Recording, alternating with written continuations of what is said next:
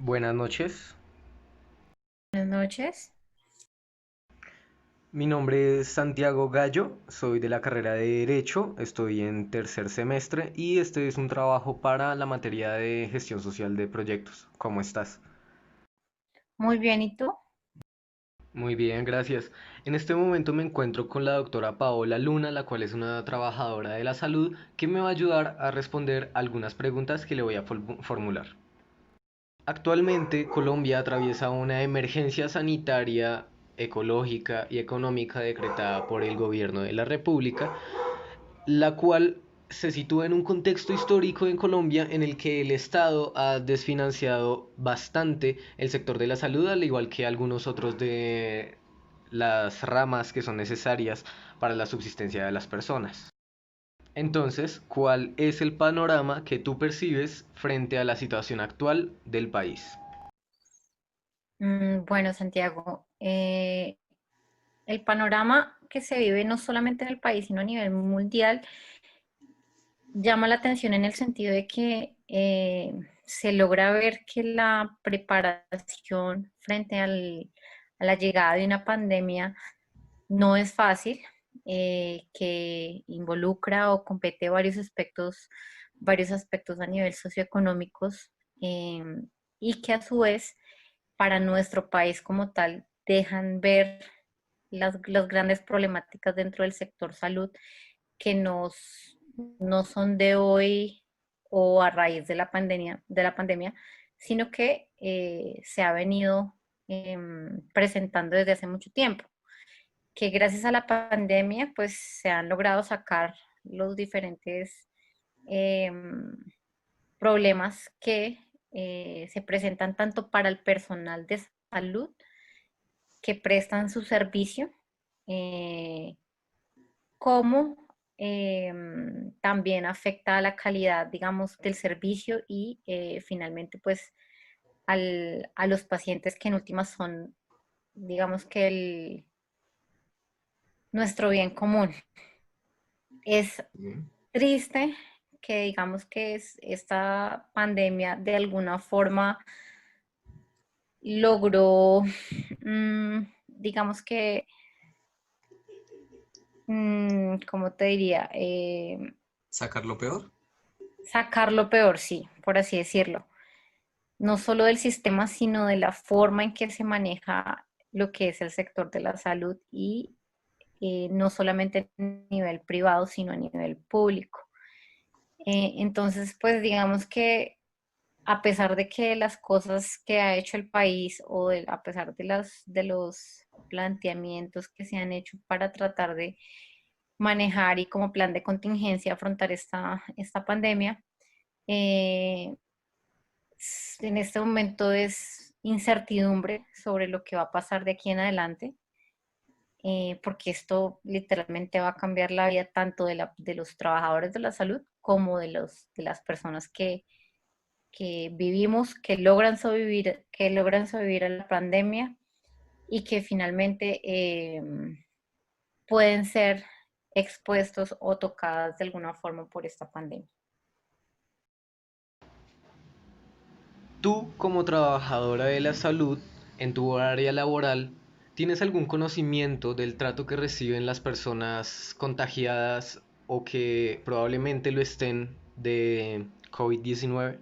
El trato no debe diferenciarse independientemente de que haya pandemia o no. O sea, el trato que a uno como estudiante de medicina y como profesional de la salud tiene que ser siempre un trato respetuoso, de alta calidad, porque finalmente el paciente lo va a buscar a uno para, digamos que de alguna forma ayudarlo.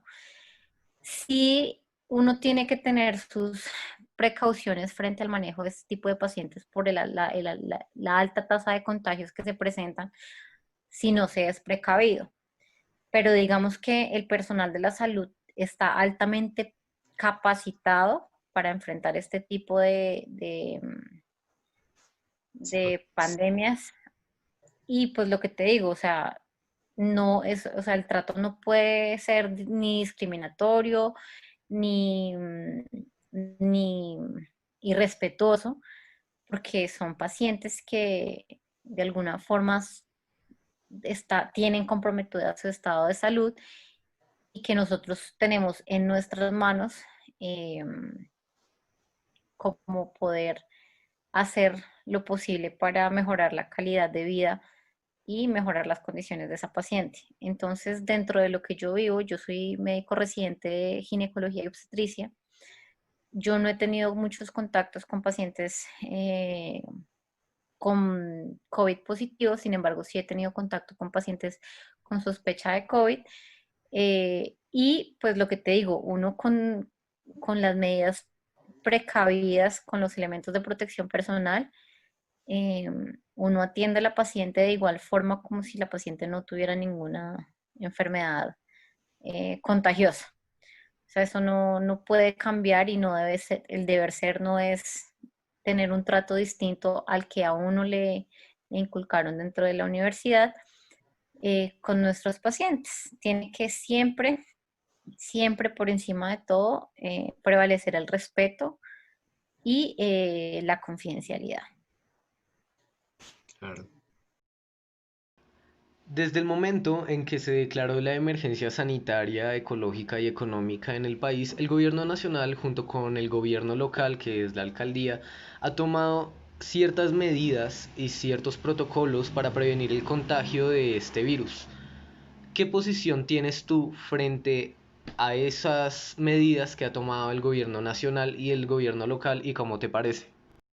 Bueno, considero que las medidas que se han tomado han sido pertinentes, que han sido oportunas, ya que pues se iniciaron estas medidas de contingencia y estas medidas de aislamiento social con el fin de controlar un poquito mejor la expansión de la enfermedad. Si uno compara pues con otros países, em, se han logrado, se ha logrado ver que las medidas que se han tomado han sido, digamos que de manera más precoz, a diferencia de otros países que presentan tasas mayores de mortalidad y de infección por este coronavirus. Sin embargo, pues eh, desde mi punto de vista, no solamente son las medidas del gobierno, sino las medidas que cada uno como individuo debe tener. Me sorprende mucho, la verdad, que a pesar de de las medidas de aislamiento, uno sigue viendo gente en la calle sin tapabocas, exponiéndose a, a contagiarse y a contagiar a las demás personas. Sin embargo, pues frente al manejo del gobierno, creo que lo que te digo ha sido pertinente. De pronto, desde mi punto de vista, se pudo inclusive hacer un poquito más antes las medidas de aislamiento social, el cierre de fronteras, pero se ha logrado ver de cierto modo que pues se lograron tomar a tiempo. Em, y pues por ahora solamente nos queda esperar que logremos aplanar la curva, que se logre controlar la expansión del virus eh, y que y que los pacientes y las personas que sean conscientes que tienen el virus o eh, que tienen el riesgo de exposición, pues que asuman que deben seguir las órdenes, que deben quedarse en aislamiento, que no deben estar conviviendo con personas que tengan factores de riesgo. Es muy difícil y esto probablemente afectará la salud mental de muchas personas que no están acostumbradas a este tipo de aislamiento, pero finalmente es la única manera de lograr la contención que queremos. En la medida en que avanza la cuarentena, los ciudadanos, por alguna razón, han tenido tendencias del rechazo o de ejercer actos violentos hacia trabajadores de la salud, vulnerando sus derechos y atacándolos. ¿Tú en algún momento has sentido algún tipo de vulneración o ataque, rechazo de este tipo en tu vida cotidiana, en tu vida civil? Bueno, Santiago, no. Yo, gracias a Dios y por fortuna, no he tenido ningún tipo de discriminación, ni he sido atacada física ni verbalmente, pero sí conozco casos de personal de enfermería, de personal administrativo que labora en hospitales públicos que sí se han visto afectadas por diferentes tipos de discriminación, amenazas verbales, agresiones físicas, eh, de gente que pues uno simplemente no tiene ningún tipo de descripción porque simplemente uno considera que es ignorancia, que de pronto el miedo y la angustia los hace realizar ese tipo de acciones, pero que de alguna forma buscan como culpar.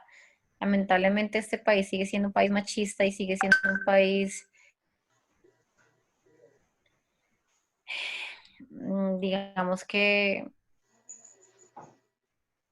donde la intolerancia todavía prevalece en varios sectores y que se ven en el día a día, no solamente hacia el personal de la salud, no solamente, o sea, el maltrato a la mujer, o sea, en diferentes cosas se ve ese tipo de tolerancia, de intolerancia. Entonces, eso ya es más cultural, ya es de nuestra mentalidad como ciudadanos, que gente que no, que tenga ese tipo de reacción frente a los que se están jugando básicamente la vida por salvar la de otros. Eh, Igual, yo aspiro a que no tener que ser víctima de este tipo de... Listo, muchísimas gracias por responder nuestras preguntas. Bueno, Santiago, no, con muchísimo gusto. Cualquier inquietud o duda, pues estaré pendiente. Vale, gracias y que tengas muy buena noche, de verdad. Bueno, que estés muy bien. Vale, chao. Chao.